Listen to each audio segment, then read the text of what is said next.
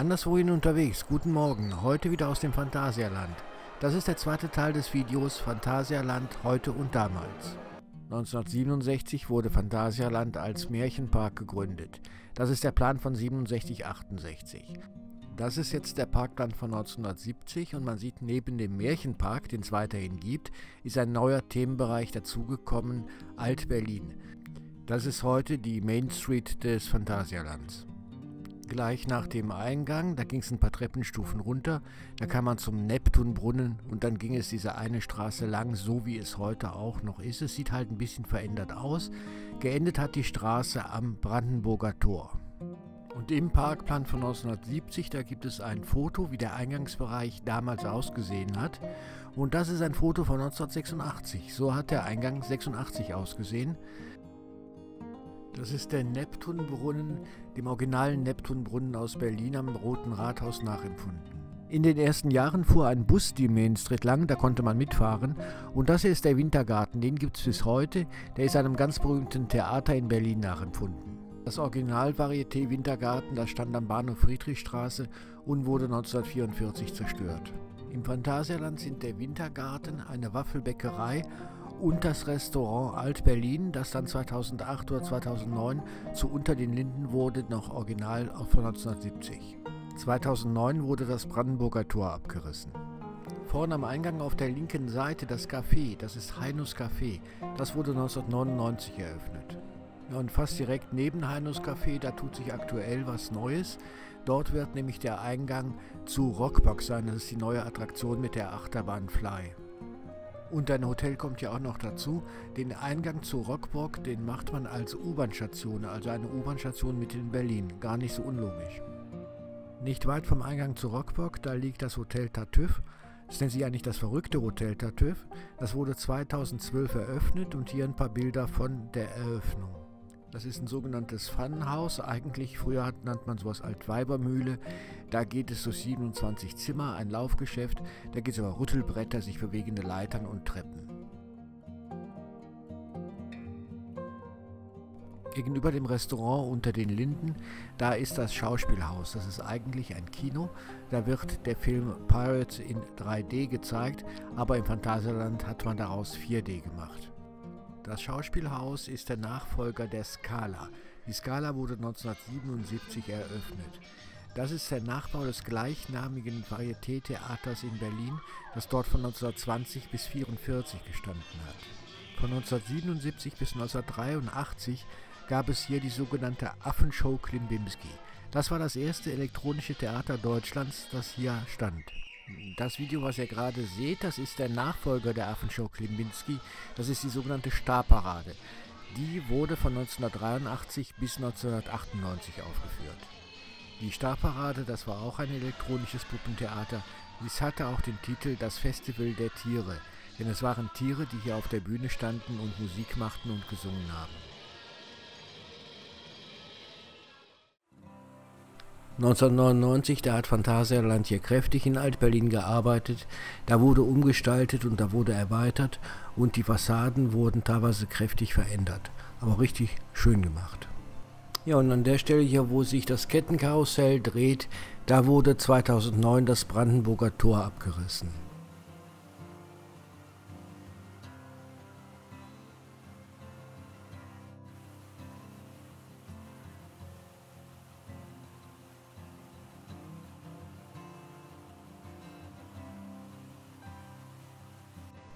Wenn ich mir die Deko hier unten am Kettenkarussell anschaue, habe ich das Gefühl, das könnten die Figuren vom Neptunbrunnen sein, zumindest zu einem Teil.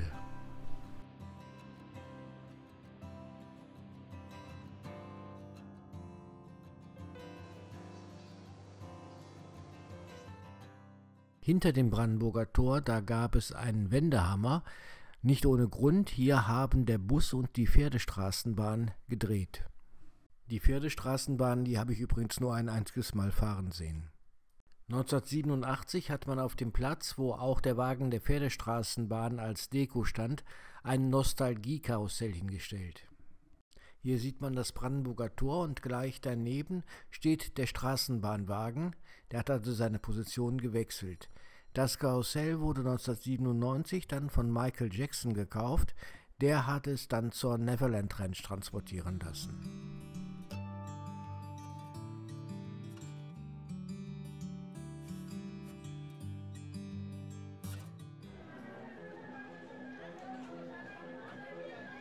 Ein Jahr später, 1998, stand hinterm Brandenburger Tor dann ein neues Pferdekarussell.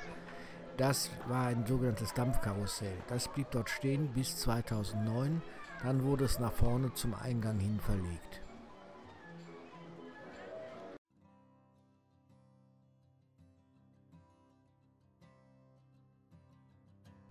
Der ganze Bereich hinter dem ehemaligen Standort vom Brandenburger Tor, der wurde umgebaut, und zwar 2010 entstand hier der sogenannte Kaiserplatz. Ein großes Veranstaltungsareal, hier finden verschiedene Shows statt. Jetzt hier im Wintertraum befindet sich hier eine Eisbahn.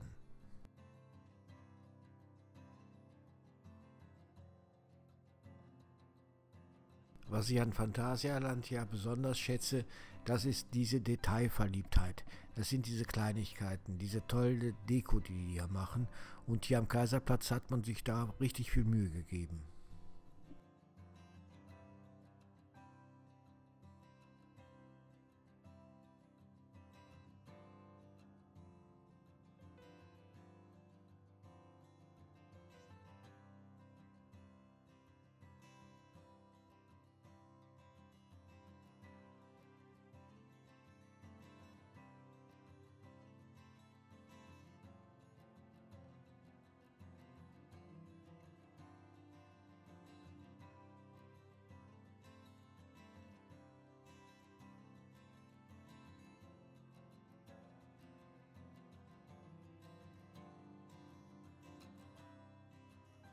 Neben dem Kaiserplatz befindet sich dieser Bereich. Da ist die Themenfahrt Mause Schokolade, da ist eine Eisdiele und ein Infocenter. Der Bereich sah früher natürlich ganz anders aus. 1973 wurde hier das Café Oriental gebaut. Das bestand unter anderem aus dem Restaurant Ankara. 1992 wurden Café und Restaurant abgebrochen und 1994 konnte hier Galaxy eröffnet werden. Ab 2005 hieß das Ganze Race for Atlantis und 2016 wurde das Gebäude abgebrochen. Und heute ist auf einem Teil des Geländes Mause Schokolade ein interaktiver Dark Ride. Hier kann man in einer Berliner Tortenfabrik Mäuse jagen. Rechts der Eisdiele, da ist dann dieser Durchgang, da geht's zum Mondsee und nach Woostown. Linker Hand lag früher das Café Oriental und auf der rechten Seite die Gondelfahrt 1001 Nacht. Hier sehen wir die Gondelbahn eingezeichnet auf dem Parkplan von 1970. Jetzt ein paar Bilder aus den 70er Jahren. Hier sieht man sehr schön den wasserspeienden Totenkopf. Und da sieht man die Buddha-Statue, an der man vorbeifuhr. Die Gondeln fuhren früher einzeln, später dann im Dreierpack zusammengeschnürt.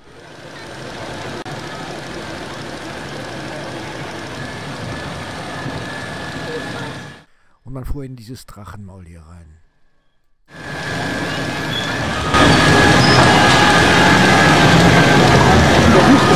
Drinnen sah man dann Szenen aus 1001 Nacht, dargestellt durch Animatronics. Da sah man Alibaba in seiner Höhle, man sah den Zyklopen, man sah den Kampf mit dem Drachen, man sah den Vogelrock.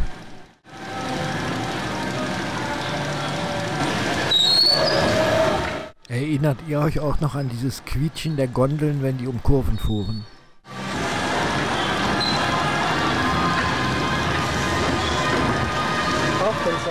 Ich meine, ein Jahr nach dem Bau der Gondelbahn, also 1971, wurde vor der Gondelbahn die Bottichfahrt aufgebaut. Die Bottichfahrt, bei der man frei auf dem kleinen See rumfahren konnte, wurde 1993 durch den Walzertraum abgelöst. Der Walzertraum, das war dann eine feste Route, die durch Blumenbeete führte. 2009 wurden Walzertraum und die Gondelfahrt 1001 Nacht abgerissen. Ich bin jetzt weitergegangen und am Mondsee angekommen. Hier standen mal die Gebäude von Galaxy bzw. Race for Atlantis. Da hinten, wo Woostown ist, da war mal das Hawaii-Restaurant. Und da war mal die Anlegestelle der Seefahrt nach Cartagena bzw. später der Wikingerfahrt. Ich gehe jetzt den Weg zurück zum Kaiserplatz und auf der anderen Seite des Kaiserplatzes die Treppe hoch und da habe ich diese Aussicht. Dieser Bereich hier gehörte 1970 tatsächlich auch schon zum Park. Hier war 7071 eine Traglufthalle und da war das Delfinarium drin. Da schwammen Delfine drin. Die waren dressiert und konnten Kunststücke. 1972 baute man den Delfinen dann ein festes Gebäude. Das stand bis 1991. 1992 wurde das Haus dann umgebaut und zwar zum Aquatheater. Ja gut, das war dann eine Wasserakrobatikschau. 1997 baute man das Haus dann um zur Arena de Fiesta und so steht sie heute noch da und da läuft Dreams on Ice, die Eisshow. Neben dem Delfinarium, da baute man einen kleinen mexikanischen Themenbereich. Das war die Hacienda de Mexico oder vorher Hacienda Don Pedro, ein mexikanisches Restaurant, 2014 abgerissen, und die Casa Magnetica, das sogenannte schiefe Haus, das bis 2011 stand. In diesem Haus war alles schief, durch einen optischen Trick gelang es, dass zum Beispiel Wasser aufwärts laufen konnte. Da gab es mehrere Shows am Tag. Und in Mexiko, da gab es dann auch den zweiten Eingang zum Phantasialand. Ab 1974, da gab es hier den Phantasialand-Jet. Diesen Monorail, diese Einschienbahn, die fuhr rund um Alt-Berlin eigentlich. Es gab 3 verschiedene Züge, jeder hatte etwa 30 Meter Länge und eine Fahrt, die dauerte etwa 10 Minuten. Als Bahnhof oder Stationsgebäude, da diente dieses grün-gelbe Gebäude. Im Erdgeschoss war ein Imbiss, der Monorail Snack. Und jetzt fahren wir mal eine Runde mit. Machen Sie darauf aufmerksam, Rauchen, Essen und Trinken ist an Bord nicht gestattet. Zu unserer rechten Seite haben wir jetzt Silver City, die Westernstadt im Phantasialand, mit Sheriff Office, Kirche, Western...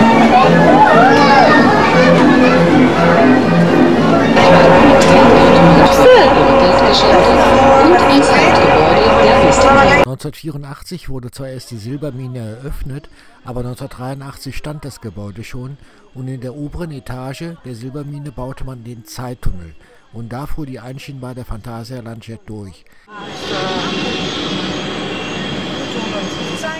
Hier gab es Animatronics zu sehen. Sie zeigten Steinzeitmenschen, Mammut und Dinosaurier. –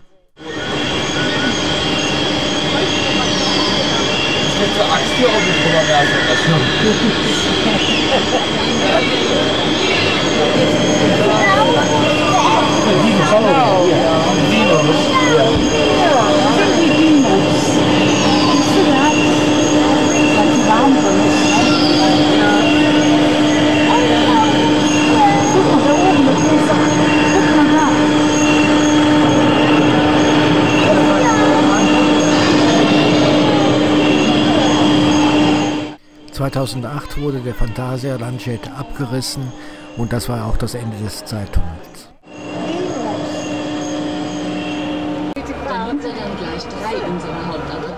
Dann gab es noch einen Blick auf den Märchensee und dann ging es an Alt-Berlin vorbei. Hier können auch eventuell verloren gegangene Kinder stets aktuelle Informationen entnehmen Sie bitte den privat auferstellten Infosungen oder den Fernsehmonitoren des Phantasialand-Fernsehens, die an fast allen Attraktionen angebracht sind. Hier informieren wir Sie auch über eventuell geänderte Showzeiten. Benachrichtigt wollen darüber, dass wir Ihnen im Dunkeln einsehbar stehen. Und wo das alles stand, inklusive der Westernstadt, da kommen wir gleich noch zu, da steht heute Klugheim.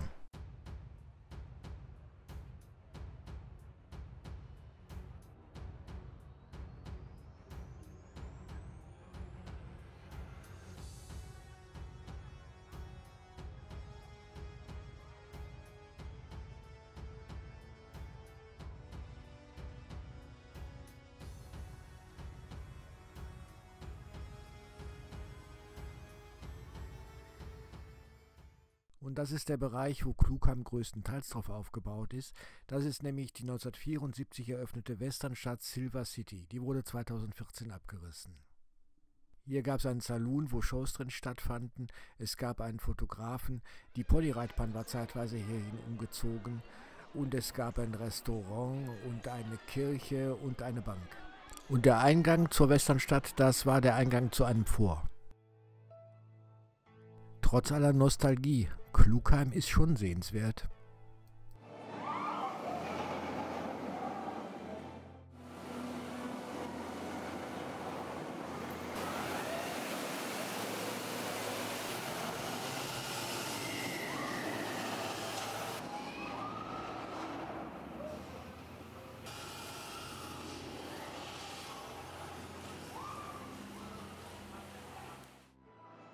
Was natürlich auch zur Westernstadt gehörte, das war die Silbermine. 1984 war sie eröffnet worden. Das war eine Fahrt mit dem Minenzug durch einen Berg.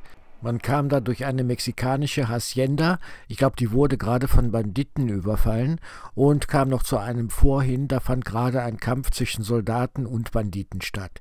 Insgesamt dauerte die Fahrt 10 Minuten und man hat 120 Animatronics sehen können. Ganz am Anfang, da gab es eine Röhre, wo man durchfuhr, da drehten sich die Wände und man hatte das Gefühl, die ganze Mine stürzt ein.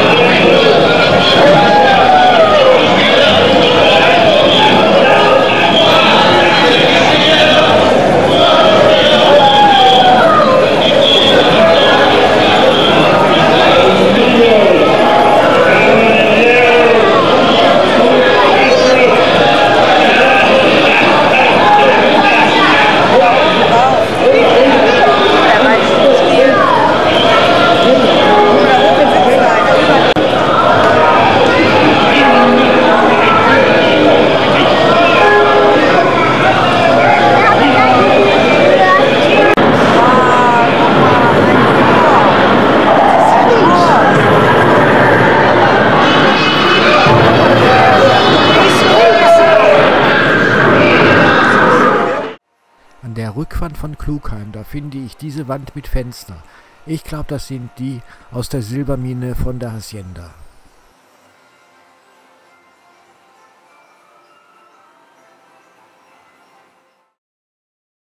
(1974) kam das Ende des Ponyreitens in der Westernstadt. Stattdessen wurde dort eine Bobbahn gebaut, die Bobbahn 1 und die Bobbahn 2. 1989 in Gebirgsbahn umbenannt. 30 Meter war das Ganze übrigens hoch, die Fahrtstrecke 1 Kilometer lang. Es gab eine kleine, eine untere Strecke, motorbetrieben fuhr der Bob dort, und es gab die große. Die motorbetriebene hieß übrigens Grand Canyon Bahn. 2001 ist das Ganze hier abgebrannt.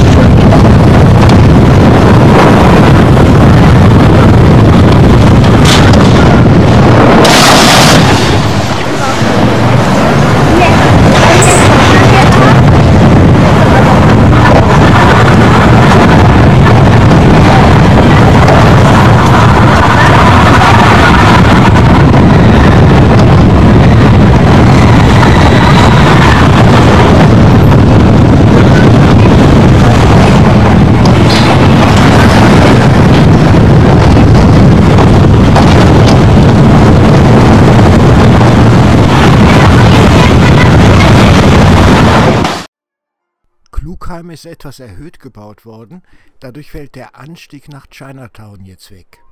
Und jetzt sind wir in Chinatown. Der Bereich, der wurde 1981 eröffnet, mit Tempeln, Pagoden, mit dem China-Snack, mit Tanaka-Theater und Geister-Rikscha. Und so sah der ganze Bereich 1981 aus.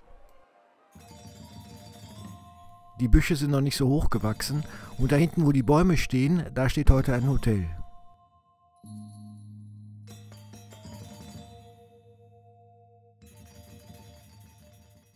Und da, wo heute der Feng Yu Palace steht, da stand damals das Tanaka Theater.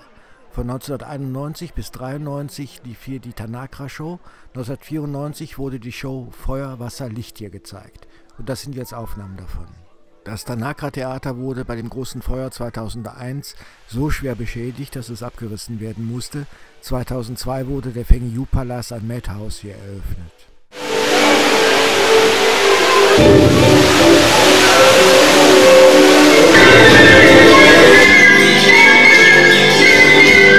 Und ruf ich, so scharen sich alle um mich, denn ich Axt verdorrt mit meinem Wort. Meine Strahlen können Elemente bezwingen.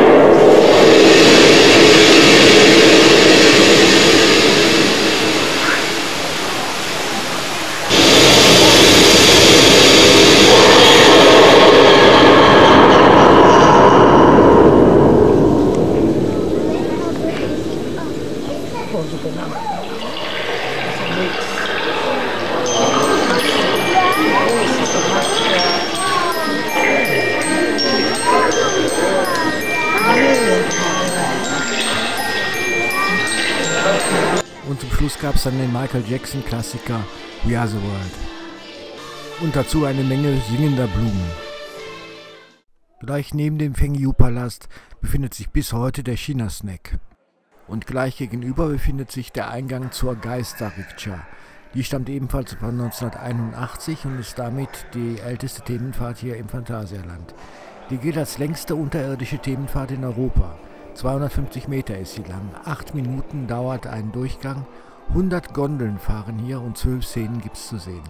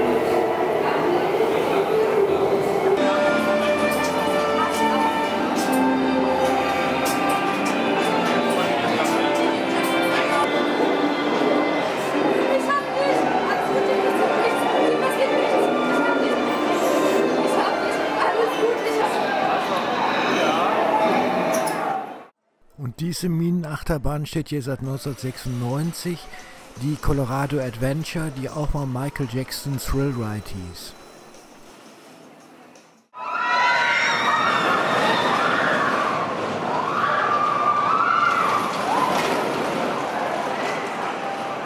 Auf diesem Plan kann man es sehr schön sehen. Unterhalb der Geister-Rikscha steht das Cine 2000, ein 180-Grad-Kino von 1978. Das stand zunächst da, wozu dann die Silbermine gebaut wurde und wurde 1987 hier hergestellt.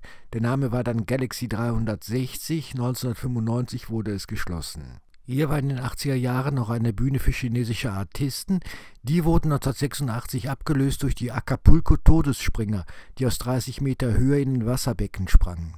An der Stelle wurde dann 1989 der Superglobe gebaut, das ist das heutige Silverado-Theater.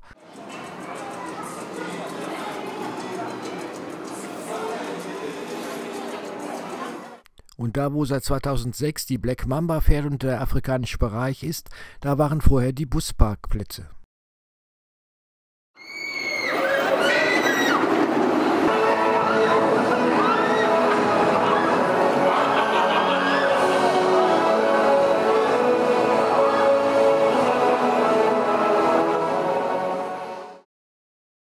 Da, wo sich seit 2007 Talocan dreht, stand seit 1983 das Rundfahrgeschäft Spider. Das wurde 1985 abgelöst durch den Condor. Vom Condor hatte man aus der Höhe eine sagenhafte Aussicht. Da konnte man bis weit hinter die Gebirgswand gucken.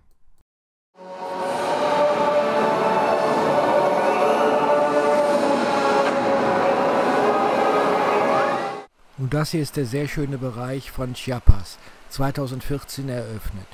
Das ist der Bereich, da stand vorher ein Teil von Silver City und hier standen die Wildwasserbahn 1 und die Wildwasserbahn 2, die 1974 eröffnet wurden.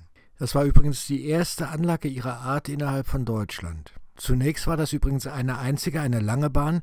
1991 hat man die in 2 kürzere aufgeteilt. 2002 hat man die Wildwasserbahn umbenannt in Stonewash Creek und Wildwash Creek. Und 2011 wurde das Ganze abgerissen.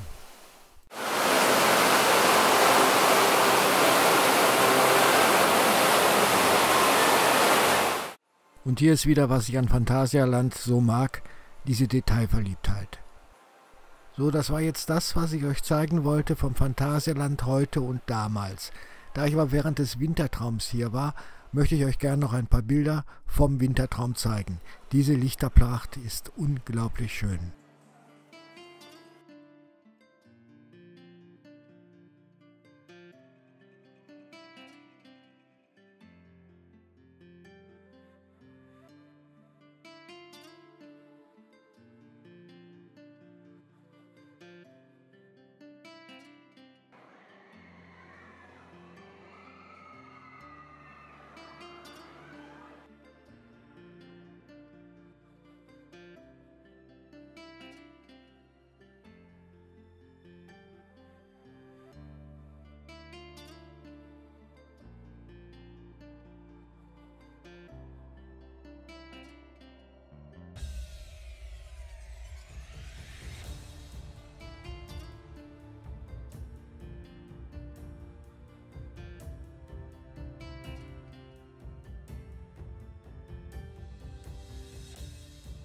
So, das war's dann aus dem Phantasialand. Schaut euch, wenn ihr euch für die Geschichte interessiert, auch mal den ersten Teil von Phantasialand heute damals an. Ihr findet ihn in der Playlist Phantasialand Nostalgie. In diesem Sinne, tschüss.